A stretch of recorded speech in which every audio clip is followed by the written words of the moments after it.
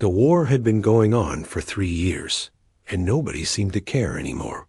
Out in the far edge of the galaxy, 2 alien races were killing each other over some rocks that had valuable minerals in them.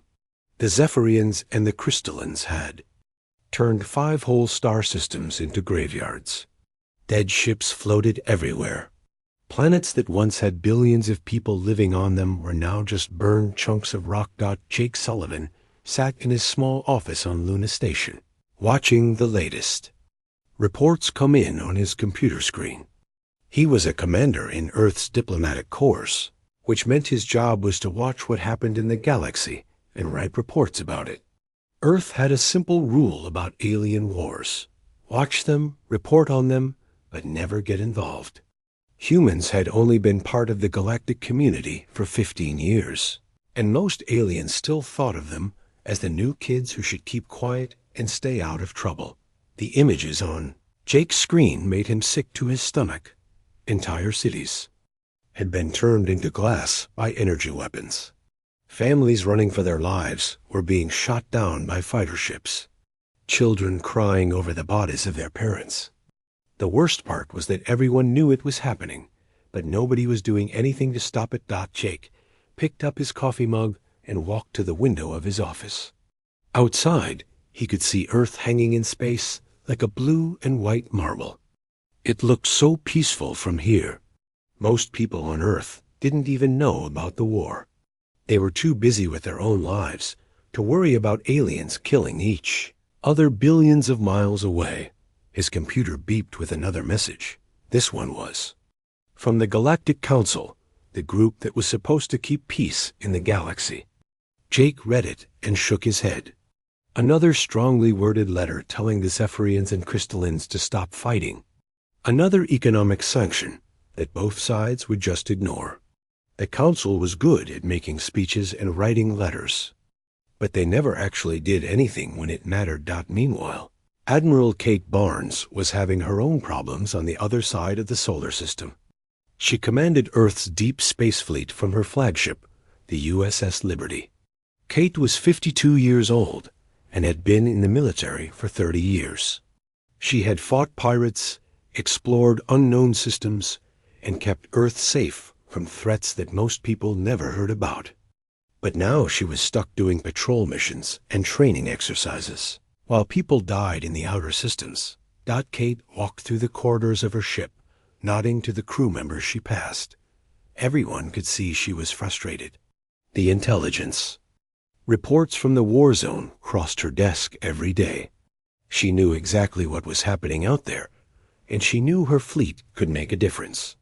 Earth's ships were smaller than most alien fleets, but they were faster and had better weapons. A single Earth destroyer could probably take on 3 alien cruisers and win, but the politicians back on Earth had made their position clear. No involvement in alien conflicts. Period. Earth was still too new to the galactic community to start making enemies. Better to stay neutral and build up their position slowly. Over time, Dr. Sam Rodriguez was trying a different approach. As Earth's representative to the Galactic Council, he had been working for months to organize humanitarian aid for the war refugees. Every week, he submitted new proposals. Every week, the Council found new reasons to delay or reject them. The Altarian delegation said it would interfere with their trade routes. The vegan empire worried it would set a bad precedent. The Centauri Federation claimed they needed more time to study the legal implications. Sam had been a diplomat for 20 years, but he had never been this frustrated. Back when he worked on Earth, dealing with human governments, things actually got done eventually. People might argue and delay, but when children were dying, someone would always step up and do something. Out here in the galaxy, it seemed like the more advanced a species was, the better they became at finding excuses not to help. The truth was that most of the major galactic powers were comfortable with the current situation. The Zephyrians and Crystallans were relatively small empires. Their war was contained to systems that the big powers didn't care about. As long as the fighting stayed in the outer rim territories, and didn't threaten any important trade routes. The galaxy's rulers were happy to let it continue. It kept two potential rivals busy fighting each other instead of challenging the established order. But something was building in the human sections of space. Earth's military leaders were getting restless. Admiral Barnes wasn't the only one who wanted to act. Captain Rick Stone of the USS Defiance had submitted 3 different proposals for limited intervention missions. Commander Lisa Park, who led the Destroyer Squadron, had been running combat simulations against Zephyrian and crystalline ship designs. Even the younger officers were asking questions about why Earth wasn't doing more, that the breaking point was coming, though nobody knew it yet. Hidden in an empty star system that didn't appear on most galactic maps, 7,000 refugees had built a small colony on a lifeless moon. They called it Haven Colony, and it was their secret attempt to escape the war. Zephyrians and crystallines, who were tired of fighting, had found each other and decided to try building something better. They grew food in underground farms, raised their children in schools carved out of rock, and dreamed of a future where their kids wouldn't have to choose sides in an ancient conflict. Haven Colony had stayed hidden for 2 years by being very careful. They used old technology that didn't create much of a sensor signature. They traded only with merchants who could keep secrets. Most importantly, they never contacted the Galactic Council or any government that might reveal their location. They knew that if either side in the war found them, they would be labeled as traitors and wiped out. Jake Sullivan didn't know about Haven Colony. Neither did Admiral Barnes or Dr. Rodriguez. It wasn't mentioned in any intelligence report or diplomatic briefing. The 7,000 people living there had worked very hard to make sure it stayed that way. But wars have a way of spreading beyond their intended boundaries, and secrets have a way of getting discovered at the worst possible times. The Zephyrian Empire was starting to lose the war. 3 years of constant fighting had drained their resources and weakened their fleet. They needed a victory that would boost morale and show their people that the war was still winnable. Their intelligence services had been working overtime to find crystalline supply bases and hidden facilities that could be destroyed with minimal risk. That was how they found Haven Colony. A captured crystalline transport ship had navigation data in its computers. Most of it was encrypted, but Zephyrian codebreakers were very good at their job. They found references to supply runs to a system that wasn't supposed to have anyone living in it. When they investigated, they discovered what looked like the perfect target, a lightly defended civilian settlement with no military value, but great propaganda potential. War leader Vexcala was given command of the mission. He was a career military officer who had worked his way up through the ranks by following orders and getting results. The assignment seemed simple enough. Take a small battle group to this hidden colony and destroy it. Make sure there were no survivors to warn other rebel settlements. Send a message that the Zephyrian Empire would not tolerate traitors, no matter where they tried to hide. None of them realized that this routine military operation was about to change the balance of power in the entire galaxy. Earth had stayed out of alien conflicts for 15 years, but that policy was about to be tested in ways that nobody had imagined. When Haven Colony sent out its desperate distress call, it would reach listeners who were tired of watching innocent people die while politicians made excuses for doing nothing. Lieutenant Amy Carter was working the night shift at Deep Space Communications when everything changed. It was 3 a.m, Earth time, and she was the only person on duty in the monitoring station. Most nights were quiet. She would listen to routine traffic between merchant ships, watch for distress signals from lost vessels, and file reports about anything unusual. Tonight started like any other night, until she heard the transmission that would shake the entire galaxy. Amy almost missed it completely. The signal was very weak and kept cutting in and out. It was coming from an old frequency that most species had stopped using years ago. She had to boost the power on her receivers and filter out a lot of static just to hear it clearly. When she finally did, she wished she hadn't. The voice was female, probably young, and speaking in broken standard. Galactic. Amy could hear explosions in the background and people shouting. The transmission kept repeating the same message over and over. This is Haven Colony, calling anyone who can hear us. We have 7,000 people here, mostly children and families. Our defense systems are destroyed. Zephyrian ships are coming. They will be here in 6 hours. We have no weapons and nowhere to run. Please help us. Please, someone help us. Amy's hands were shaking as she recorded the message. Haven Colony wasn't in any of Earth's databases. She had never heard of it before, and according to her star charts, there shouldn't be any settlements in that part of space. But the fear in that young woman's voice was real. The explosions in the background were real. 7,000 people were about to die, and Amy was probably the only person in human space who knew about it. She immediately called her commanding officer, Major Tony Lee. Tony had been asleep in his quarters, but he came to the communications center as soon as Amy explained what she had found. He listened to the recording 3 times, his face getting more serious with each replay.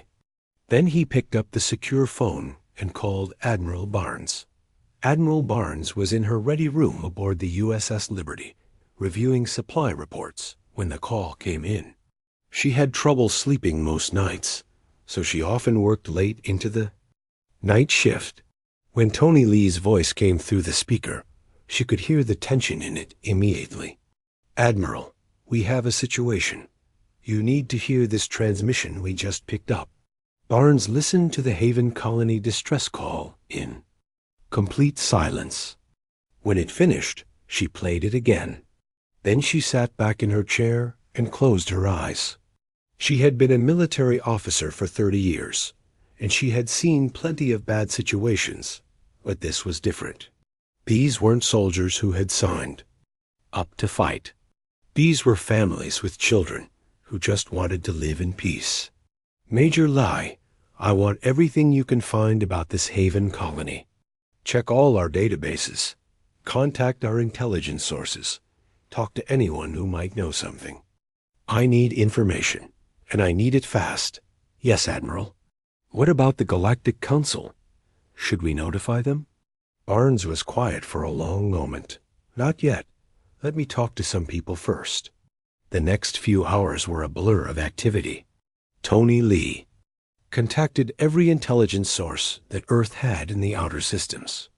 Amy Carter kept monitoring the frequency, hoping for more information from Haven Colony. Admiral Barnes made calls to people who officially didn't exist, asking questions about settlements that weren't supposed to be there. What they learned painted a picture that was both inspiring and heartbreaking. Haven Colony had been started 2 years ago by refugees from both sides of the war. Zephyrian scientists who refused to build weapons. Crystalline teachers who wouldn't train children to hate. Merchants and farmers and engineers who just wanted their families to have a chance at a normal life. They had found an abandoned mining station on a small moon in an empty system. The moon had no valuable resources and no strategic importance, which is why it had been forgotten. The refugees had slowly turned it into a real community.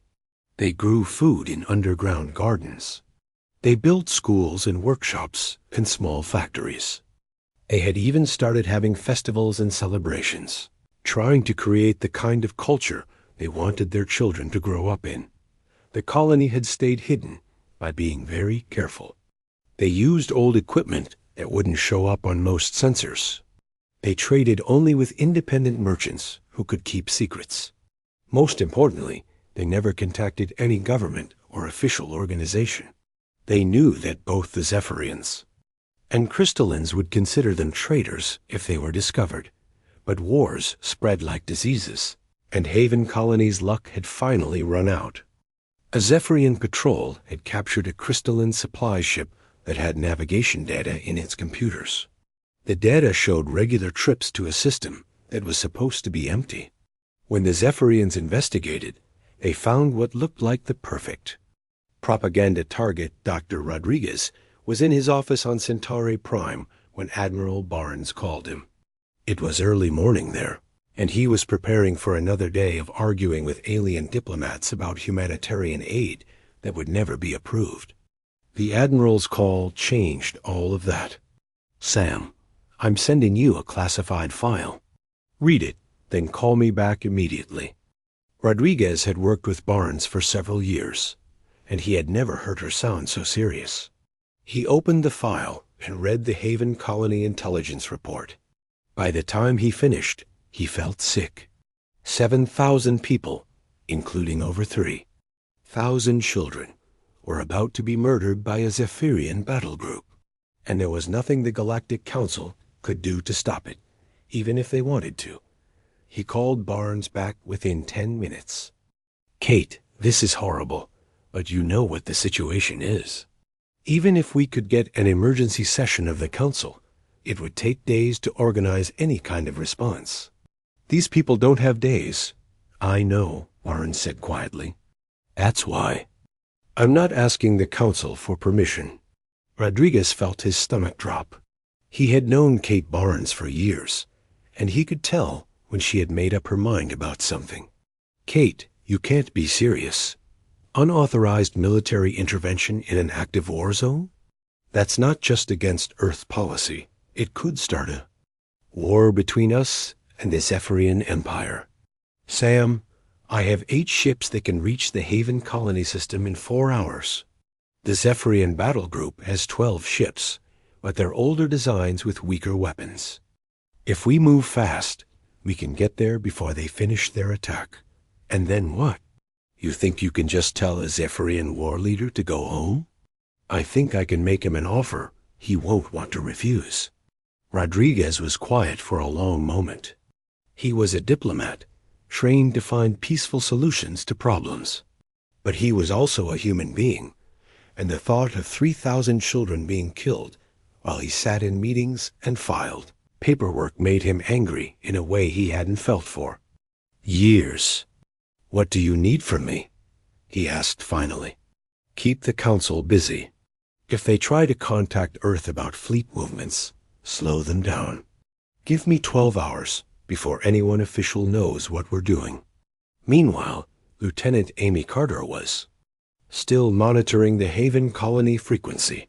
The transmissions were getting weaker and more desperate. The young woman who had been broadcasting was now identifying herself as Sarah Kim, Haven Colony's communications officer. She was 24 years old and had been born on a crystalline research station. Her parents had brought her to Haven Colony when she was 22, hoping she could have a normal life. Sarah's latest transmission was harder to understand. There was more static, and she sounded exhausted. "This is Haven Colony to anyone listening. Zephyrian ships are 2 hours away.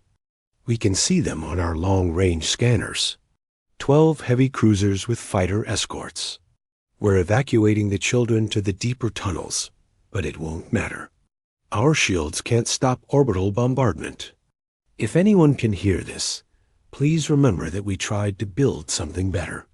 Tell people that it's possible for enemies to become friends. Tell them that Haven Colony existed, even if it's only for a little while longer." Amy wiped tears from her eyes as she recorded the message. She had never met Sarah Kim, but she felt like she knew her. 2 young women, both trying to do their jobs while the galaxy burned around them. The difference was that Amy might be able to do something about it. Admiral Barnes was in the Liberty's briefing room, looking at tactical displays and fleet positions. Her 8 ships were ready to move. The crews didn't know where they were going yet, but they could tell something big was happening. Barnes had spent the last hour talking to people she wasn't supposed to talk to, getting approval for an operation that officially wasn't happening. President Helen Davis had given her a simple message through completely unofficial channels. "Admiral, Earth doesn't authorize any military intervention in alien conflicts. We also don't authorize our fleet commanders to ignore distress calls from innocent civilians. Do whatever you think is right. We'll handle the politics afterward. It wasn't an order, and it wasn't official permission. But it was enough. Barnes picked up the ship's intercom and spoke to her crew. All hands, this is the Admiral. We have received a distress call from a civilian settlement under attack by hostile forces. We are moving to provide assistance. This is not an authorized military operation. Any crew member who objects to this mission for moral or legal reasons may request transfer to another ship with no questions asked and no marks on their record. Admiral Kate Barnes stood in the main briefing room of the USS Liberty, looking at the faces of her senior officers. These were people she had served with for years, men and women who had followed her through dangerous missions and impossible situations. Now she was about to ask them to do something that could end all of their careers and possibly start a war. The holographic display in the center of the room showed the tactical situation around Haven Colony. 12 Zephyrian heavy cruisers were moving toward the small moon where 7,000 civilians waited to die. The enemy ships would arrive in less than 3 hours. Earth's nearest patrol fleet was 4 hours away at maximum speed. The math was simple and brutal. Captain Rick Stone of the USS Defiance was the first to speak. He was Barnes' oldest friend in the fleet, a man who had saved her life twice and never questioned her judgment. But even he looked worried. Kate, I've run the numbers a dozen times. 12 Zephyrian cruisers against our 8 ships. Their vessels are bigger and have more armor.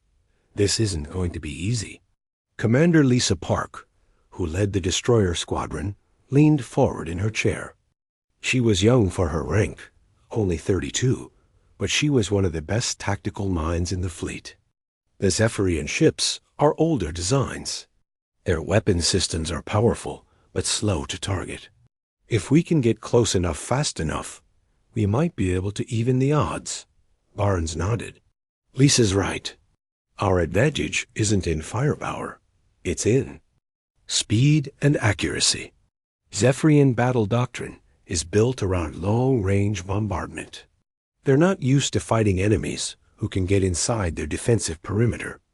Captain Dan Miller of the cruiser USS Vengeance raised his hand. Admiral, what about Earth Command? Do we have authorization for this operation? Barnes was quiet for a moment. This was the question she had been dreading. Officially, no. Earth. Policy is clear about non-interference in alien conflicts. Unofficially, I've been told to use my best judgment. The room was silent. Everyone understood what that meant. If the mission succeeded, Earth's government would take credit for humanitarian intervention. If it failed, Barnes would be court-martialed, and her officers would face career-ending disciplinary action. They were being asked to risk everything. Based on their admiral's word that it was the right thing to do, Commander Jack Murphy, the Liberty's communications officer, spoke up. Admiral, what's our legal position if we actually engage Zephyrian forces? Aren't we technically starting a war? Jack, 7,000 innocent people are about to be murdered while the galaxy watches and does nothing. I don't care about legal positions. I care about doing what's right. The officers exchanged looks. They had all seen the intelligence reports from the war zone. They knew what the Zephyrians did to civilian populations. The idea of standing by and letting it happen to Haven Colony made them all sick. Captain Stone stood up. Admiral, the crew of the Defiance is ready to follow your orders, whatever they are. One by one, the other officers voiced their agreement. Commander Park promised that her destroyers would be ready for immediate departure. Captain Miller said the Vengeance would take point position if needed. Even the younger officers, the ones who had the most to lose from a failed mission, agreed to follow Barnes into what could be a suicide run. Barnes felt a mixture of pride and fear as she looked at her officers. These people were willing to risk their careers and their lives because they trusted her judgment. She just hoped she was worthy of that trust. All right, here's the plan. We jump to the Haven colony system in 1 hour. Our emergence point will be between the Zephyrian fleet and Haven colony. We establish a defensive perimeter and demand that the Zephyrians withdraw. If they refuse, we make them understand that attacking Haven colony means going through us first. Captain Stone frowned. Kate, what if they call our bluff? 12 ships against 8 isn't impossible odds, but it's not good odds either. Barnes smiled grimly. And we make sure they understand that fighting Earth isn't as easy as they think it is. Meanwhile, on Haven colony, Sarah Kim was trying to keep her people calm while their world fell apart around them. The colony's leadership had made the decision to evacuate all children and elderly residents to the deepest tunnels, but everyone knew it wouldn't matter if the Zephyrians used orbital bombardment weapons. The rock and metal that protected them from space would become their tomb. Sarah's father, Dr. Peter Kim, had been one of the colony's founders. He was a former crystalline research scientist who had refused to work on military projects. Now he was helping coordinate the evacuation while trying to maintain hope that somehow someone would answer their distress calls. Sarah, any response to our transmissions? He asked as he entered the communications center. Nothing from the Galactic Council. Nothing from any official sources. But I'm getting some strange readings on the deep space monitoring equipment. There might be ships moving in our direction, but I can't identify them. Dr. Kim felt a flicker of hope. Ships? What kind of ships? I don't know, Dad. The sensor signatures don't match anything in our database. They're smaller than the Zephyrian vessels, but moving much faster. If I had to guess, I'd say they're military ships, but not from any fleet I recognize. 8 light-years away, Admiral Barnes was making final preparations for what might be the most important mission of her career. The USS Liberty and its escort fleet were performing last-minute systems checks, unloading what Earth's military called special ammunition. Most of Barnes' officers didn't know exactly what these weapons could do, but they had heard rumors that made them very interested to see them in action. Lieutenant Colonel Ben Hayes, the Liberty's weapons officer, approached Barnes on the bridge. Admiral, all ships report, ready for departure. The special projectiles are loaded and armed. Are you sure you want to authorize their use? Barnes looked at the tactical display one more time. A Zephyrian fleet was 2 hours away from Haven colony. Earth's fleet would arrive with maybe 30 minutes to spare. Ben, those weapons were developed to protect human colonies from exactly this kind of threat. If there's ever been a good time to use them, this is it. The jump to hyperspace was smooth and fast. Earth's ships used a different faster-than-light technology than most alien races. Instead of tearing holes in space-time like the Zephyrians and crystallines did, human ships slipped between dimensions using what the scientists called quantum tunneling. It was faster, quieter, and left no trace for enemy sensors to follow. During the 3-hour journey to Haven colony, Barnes called her senior staff together for one final briefing. The plan was simple in concept, but dangerous in execution. Earth's fleet would emerge from hyperspace directly between the Zephyrian battle group and Haven colony. It would demand that the aliens withdraw immediately. If the Zephyrians refused, Earth would demonstrate why attacking defenseless civilians was a very bad idea. Stone had questions about the demonstration Barnes was planning. Kate, are you sure this will work? We've never tested these weapons against actual enemy ships. Rick, we've tested them against targets that were just as tough. The question isn't whether they'll work. The question is whether the Zephyrians will be smart enough to back down after they see what we can do. Commander, Park was studying the tactical information they had about Zephyrian battle doctrine. Admiral, their war leaders are trained to never retreat from inferior forces. If they think we're bluffing, they'll attack regardless of the odds. Then we'll have to make sure they understand we're not bluffing. The final hour of the journey passed quickly. Earth's fleet dropped out of hyperspace in perfect formation, their ships appearing in normal space with precision that would have impressed even veteran Zephyrian tactical officers. The USS Liberty took the center position, with the other 7 ships forming a defensive screen around it. Barnes stood on the bridge of her flagship, looking at the main display screen. Haven Colony was visible as a small dot against the surface of the airless moon it was built on.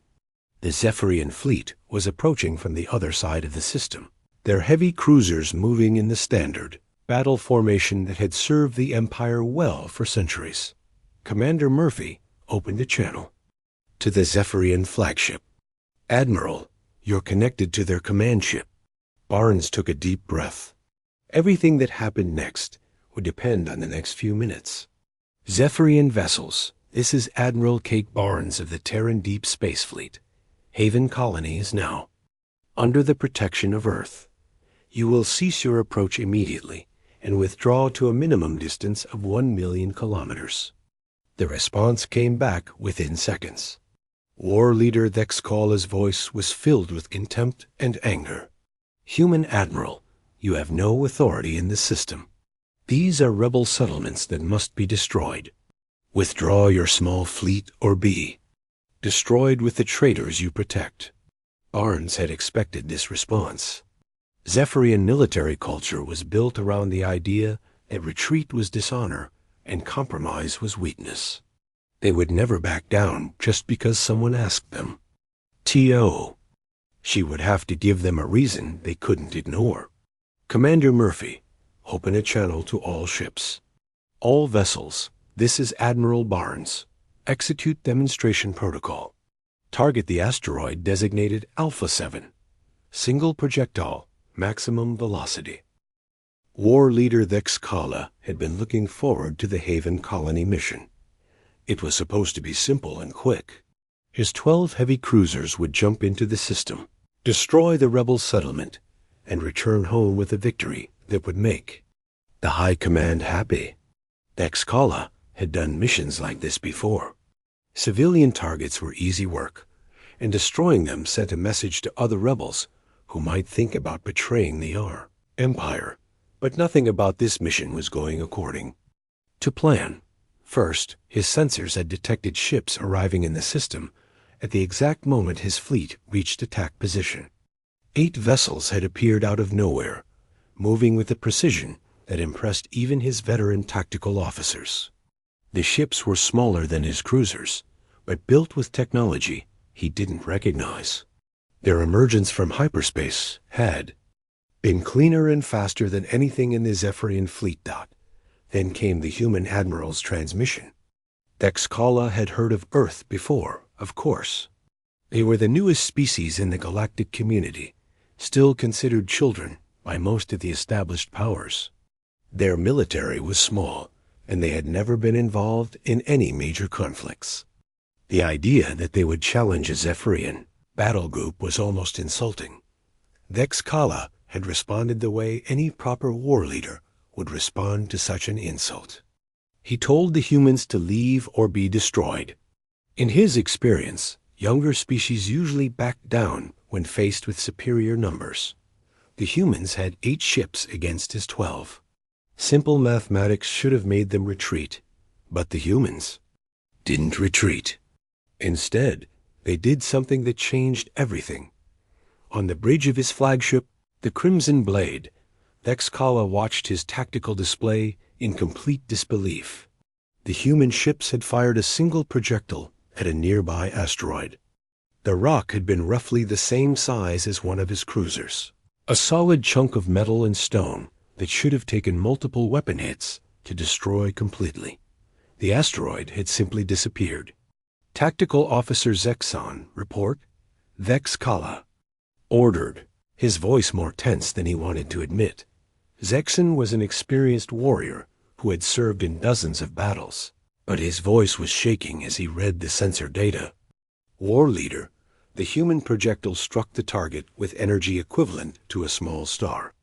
The matter was converted to pure energy so efficiently that no debris remains. No radiation signature. No trace that the asteroid ever existed. Vex Kala felt a cold feeling in his stomach. In 30 years of military service, he had never seen weapons that could do something like that. Zephyrian antimatter torpedoes were powerful, but they left debris and radiation. Crystalline energy beams could melt solid rock, but they took time and left traces. What the humans had just demonstrated was beyond anything in his experience.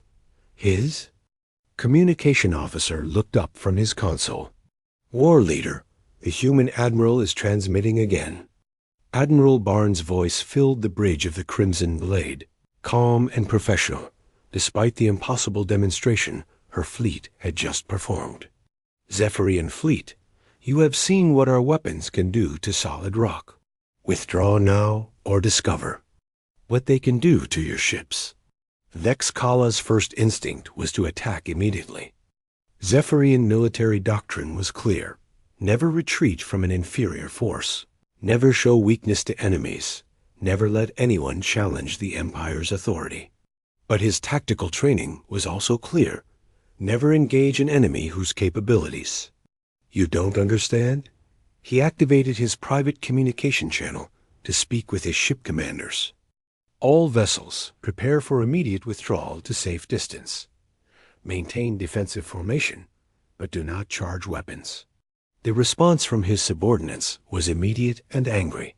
Captain Veltar of the Iron Fist was the first to object. War leader, we outnumber them 12-8. Our ships are larger and more heavily armored. Why are we retreating from a handful of human vessels? Because those human vessels just made a cruiser-sized asteroid disappear with a single shot. Vex Kale replied sharply. Until we understand their weapon technology, we're not engaging them. On Haven Colony, Sarah Kim was watching the confrontation on her long-range sensors, hardly believing what she was seeing. The mysterious ships that had appeared between the colony and the Zephyrian fleet were identifying themselves as Earth vessels. Sarah had heard of humans, but she had never seen their ships before. According to everything she knew, Earth was a minor power that stayed out of galactic conflicts.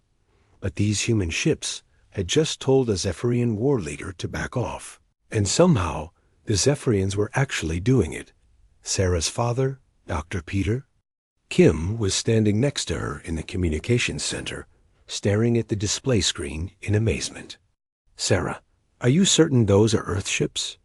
The communication signatures match Earth military protocols, and they're broadcasting on human frequencies. Sarah paused as new data came in. Dad, the Zephyrian fleet is moving away from us. They're actually retreating. Dr. Kim felt tears in his eyes. For 2 years, Haven Colony had survived by hiding from the war that was destroying the galaxy. Now, when their luck had finally run out, complete strangers had risked their lives to protect them. And not just any strangers, but humans, a species that most of the galaxy considered too young and weak to matter. On the USS Liberty, Admiral Barnes was watching the Zephyrian withdrawal with mixed feelings. She was relieved that her bluff had worked, but she was also worried about what would happen next.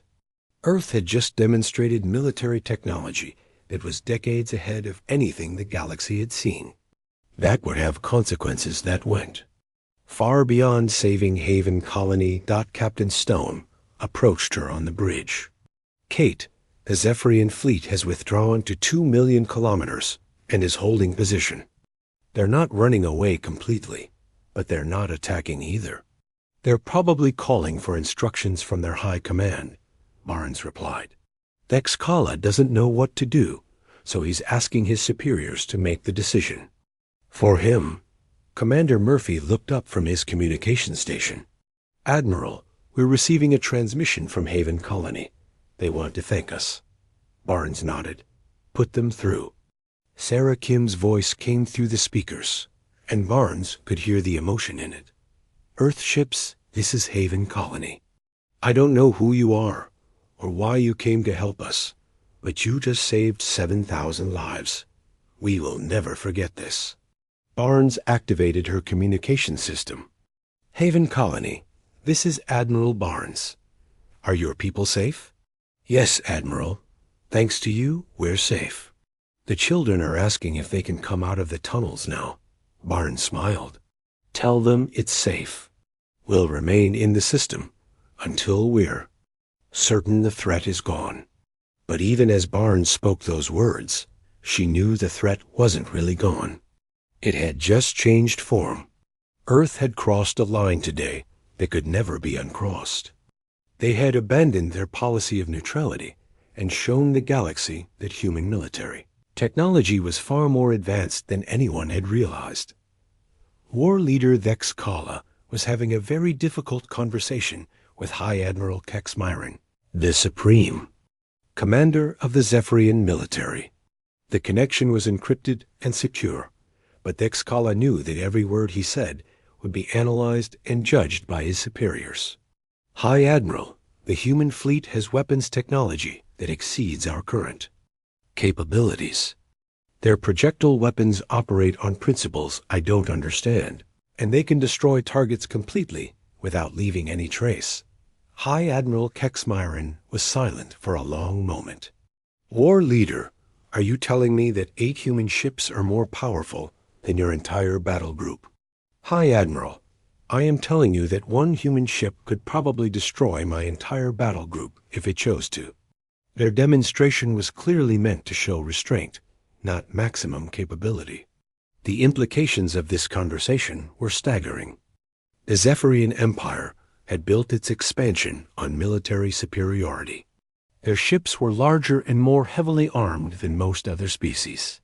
Their warriors were trained from childhood to be fearless in battle. But all of that meant nothing if the enemy could make their ships disappear with single shots. "War leader, you will maintain your position and continue monitoring the situation. Do not engage the human fleet under any circumstances. I am sending this information to the Emperor immediately." Meanwhile, Dr. Rodriguez was dealing with a very different kind of crisis on Centauri Prime. News of Earth's intervention at Haven Colony was spreading through the diplomatic community faster than then. He had expected. Alien ambassadors were demanding explanations for unauthorized human military action. The Galactic Council was calling emergency sessions to discuss what they called human aggression. Rodriguez found himself in the uncomfortable position of defending an action that he officially knew nothing about. Ambassador Veltane, Earth acted only to protect innocent civilians from an illegal attack. Haven Colony is a refugee settlement with no military value. The Altarian ambassador was not satisfied with this explanation. Representative Rodriguez, Earth ships engaged a Zephyrian military fleet in active combat operations. This is a clear violation of your species neutrality agreements. No shots were fired at Zephyrian vessels, Rodriguez replied carefully. Earth demonstrated its defensive capabilities and requested that the attacking fleet withdraw. The Zephyrians chose to comply with that request. What Rodriguez didn't say was that he was as surprised as anyone by what had happened. 6 months after the Haven Colony incident, the galaxy was a very different place. The Zephyrian crystalline war that had burned for 3 years was over. Both sides had signed a peace treaty within weeks of learning about Earth's military capabilities. Neither empire wanted to risk drawing human attention to their conflict again. Admiral Kate Barnes stood in her new office at Earth Defense Command, looking at reports from across human space. Her unauthorized intervention had been officially approved after the fact, and she had been promoted to lead Earth's new protection fleet. The irony wasn't lost on her that breaking the rules had led to the biggest promotion of her career. The changes had started small. A week after Haven Colony, 3 more refugee settlements had requested Earth's protection. Then a trade dispute between two minor species had been resolved when both sides learned that humans were monitoring the situation. Within a month, Earth was receiving requests for help from species across the galaxy. President Helen Davis had addressed the Galactic Assembly from Earth's embassy on Galactic Central. Her words carefully chosen but firm. Earth will no longer stand by while innocent people suffer. We tried working through official channels. We tried respecting established procedures. When those methods failed the people who needed help most, we chose to act according to our conscience. The reaction from the galactic community had been mixed, to put it mildly. Some species welcomed Earth's new role as protector of the innocent. Others saw it as dangerous aggression from an upstart species that didn't understand galactic politics. The most surprising reaction had come from the Zephyrian Empire itself. War leader Thexkala had requested a private meeting with Admiral Barnes. 2 months after their confrontation at Haven Colony, they met on a neutral space station with representatives from both governments present. Thexkala was nothing like what Barnes had expected. He was older, more thoughtful, and clearly troubled by what he had seen of the war. Admiral Barnes, Thexkala had said, I have been a soldier for 30 years. I have fought in a dozen campaigns and seen the price of war. What your people did at Haven Colony was not just military superiority, it was moral courage. The Zephyrian military respects courage above all other virtues. The meeting had led to something nobody had expected, a formal alliance between Earth and the Zephyrian Empire. The Empire agreed to end their aggressive expansion and focus on internal development. In exchange, Earth shared some of their defensive technology and promised to help protect Zephyrian civilian populations from external threats. Dr. Sam Rodriguez had been promoted to Earth's first galactic ambassador, with authority to negotiate treaties and agreements across known space. His new office was twice the size of his old one, and he needed the space. Every day brought new requests for meetings, new proposals for cooperation, and new demands for explanations about Earth's intentions. The most significant change had been Earth's decision to share their military technology with other species. It went against every rule of galactic politics, where advanced technology was jealously guarded and used to maintain power over weaker civilizations. But humans had a different approach to security. Captain Rick Stone, now promoted to Admiral and commander of the Technology Sharing Program, explained the reasoning to confused alien diplomats on a regular basis. Humans believe that overwhelming deterrence prevents war more effectively than balanced power encourages it. If everyone has the ability to defend themselves effectively, then aggression becomes pointless. The first species to receive human weapons technology had been the Altarians, whose peaceful nature had made them frequent targets for raiders and pirates. Within 3 months of installing human defensive systems, pirate attacks on Altarian shipping had dropped to almost zero. Word of this success had spread quickly through the galactic community. Lieutenant Amy Carter, the communications officer who had first detected Haven Colony's distress call, now worked at the center of Earth's new Galactic Emergency Response Network. Her job was to monitor distress signals from across known space and coordinate rapid response missions. Her small monitoring station had grown into a facility that employed over 200 people and operated around the clock. The network had already prevented 12 major conflicts and stopped 6 attempted genocides. Most of the time, Earth ships never had to fire a shot. The mere knowledge that humans were watching and willing to intervene was enough to make potential aggressors reconsider their plans. But the most profound change had happened on Haven Colony itself. Sarah Kim was now Earth's official liaison to the refugee communities that had sprung up across the Outer Rim systems. What had started as one hidden colony had become a movement of people who were tired of endless wars and wanted to build something better. Dr. Peter Kim had been elected as the first president of the Haven Colony Federation, a loose alliance of refugee settlements that now numbered over 30 worlds. These communities had become laboratories for a new kind of civilization, where former enemies worked together to create societies based on cooperation instead of conflict. The success of the refugee settlements had inspired other species to try similar experiments. The crystalline hegemony had established peace colonies where their citizens could live without the constant military training that their culture normally required. Even the Zephyrian Empire had created civilian zones where their people could pursue arts and sciences instead of warfare. Commander Lisa Park, now Admiral Park, and head of Earth's Rapid Response Fleet, maintained a force of 50 ships that could reach any point in the galaxy within hours. The fleet had been used 17 times in the past 6 months, always to protect civilian populations from military attack. Not once had Earth forces initiated combat, but their reputation was enough to end conflicts before they began. The technological advances had continued as well.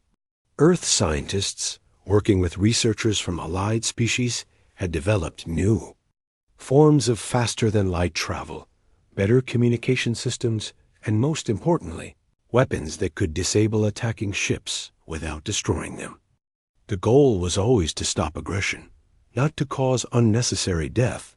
Major Tony Lee, now Colonel Lee and head of Earth's Intelligence Division, spent his days tracking potential conflicts and threats across the galaxy. His reports went directly to President Davis and the Earth Defense Council, helping them decide where to focus their attention and resources. The intelligence network had uncovered something interesting. The number of active conflicts in the galaxy had dropped by 60% since Earth's intervention at Haven Colony. Species that had been planning wars were reconsidering their options. Trade disputes were being resolved through negotiation instead of force. Even ancient enemies were finding reasons to avoid confrontation. War leader Thex Kala, now promoted to High Admiral and head of Zephyrian Earth military cooperation, had become one of Earth's strongest supporters in the galactic community. His transformation from enemy to ally had surprised everyone, including himself. But as he often told his officers, humans showed us that there is honor in protecting the weak, not just in conquering the strong. The Galactic Council had been forced to adapt to the new reality as well. For centuries, the Council had functioned as a talking shop where major powers could debate issues without actually solving them. Now, with Earth's intervention capability changing the balance of power, the Council was being forced to take real action on problems they had previously ignored. Dr. Rodriguez found himself at the center of these changes, working to reform galactic institutions that had been designed to maintain the status quo. It was frustrating work, but progress was being made. The Council had established new procedures for emergency humanitarian intervention, created funds for refugee assistance, and even begun prosecuting war criminals from the various conflicts that Earth had helped end. But perhaps the most important, change was happening in the minds of ordinary people across the galaxy. For the first time in centuries, civilian populations believed that someone would protect them if they were threatened.